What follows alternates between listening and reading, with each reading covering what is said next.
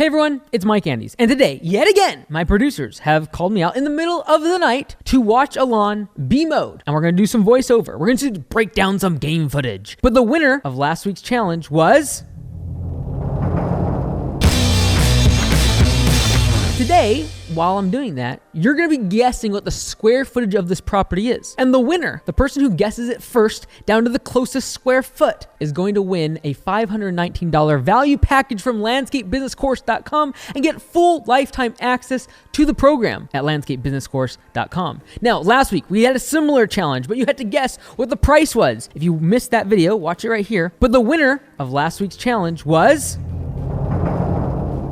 Jesse Savage. He guessed $65. He was the first one to do so. So in today's video, you're going to be guessing the square footage of this lawn, the turf square footage, and whoever gets it down to the closest square foot first in the comments below will win full lifetime access to landscapebusinesscourse.com. Without any further delay, let the game begin! All right, so they pull up to a lawn here. This is actually a really nice residential area, not too much traffic, but a great neighborhood to get lawns. I love these lawns. I don't need big properties with massive zero turns. I like these light, nice little cookie cutter lawns. I almost just told you the square footage range, but we're not going to do that because you gotta watch the whole thing.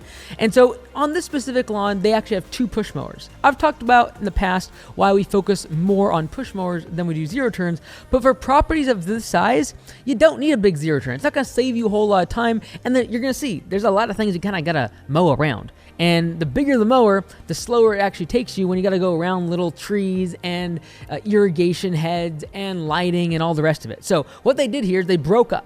The first person went in the backyard with a 30-inch X mark, and the person in the front yard got a 21-inch Honda. Both push mowers, by the way.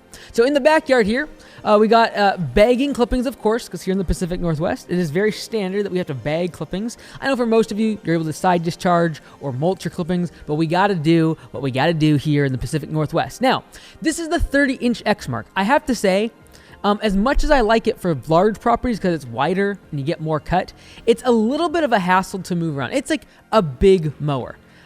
It's even for myself, like I consider myself a pretty strong dude. It's really tough to move around, and after 10, 12 hours of mowing, it really wears you down. Whereas like a 21-inch mower, it's like half the weight. And what's cool is you can actually pick up the entire 21-inch mower without like feeling you're gonna break your back. You can pick up the 30-inch mower, but you're not picking it up very long, and you're basically risking your back blowing out. So it's really heavy, but more importantly, it's just like a workout to move it because the wheels are so wide.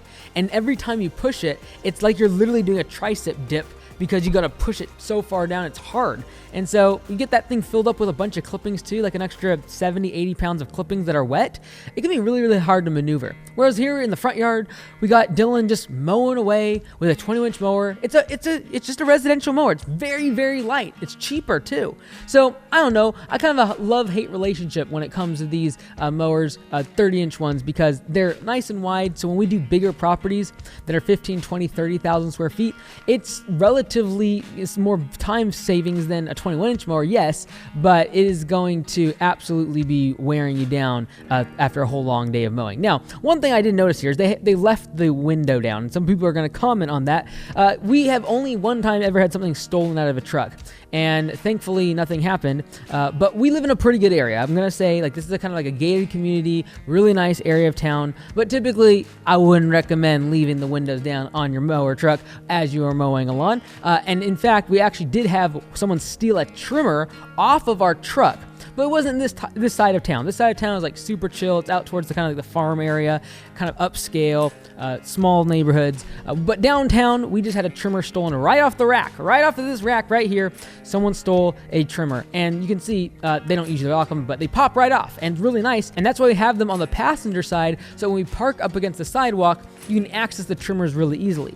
If you're going to have racks in your trailer or have a trailer set up like we do, then you got to make sure that you have the trimmers on the correct side. Now, we got him using the line trimmer against this plastic edging. That stuff is absolute garbage. I don't know whoever invented it, but it eventually gets torn up, and when you're weed whacking up against it, if you have any friction over time, it's going to wear out the fibers of that plastic, and it's going to be trashed. So don't use it. Just use edging that is concrete, either laid blocks or where they actually put concrete curbing in and lay it that way. So That's just my recommendation. Now, back in the backyard, Jesse's still here mowing with the 30-inch mower. Again, because it's a much more square footage, hint, hint, in the backyard than it is in the front yard.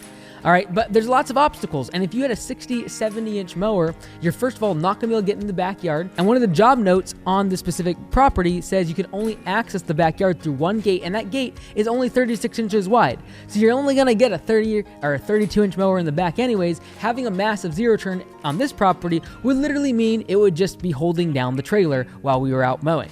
So you're gonna have to do this anyways, and that is use this weed whacker around these lights, around these little tiny saplings. And again, here what we're gonna see is Jesse struggling, yet again, with the 30-inch mower. It's tough to maneuver, and like it's a push mower, and it's still hard to get around this fireplace and around these tiki lamps. It's just a pain, honestly. I love it for the fact that you get the extra 9 inches out of cut compared to a 20-inch mower, but I just don't know if it's 50% more efficient, and the fact that it's gonna also cost 4 or 5 times more than that push mower is, again, I just don't know if it's worth it. Now, this blower that you see him using right now has a little green tag on the back, a little green piece of tape.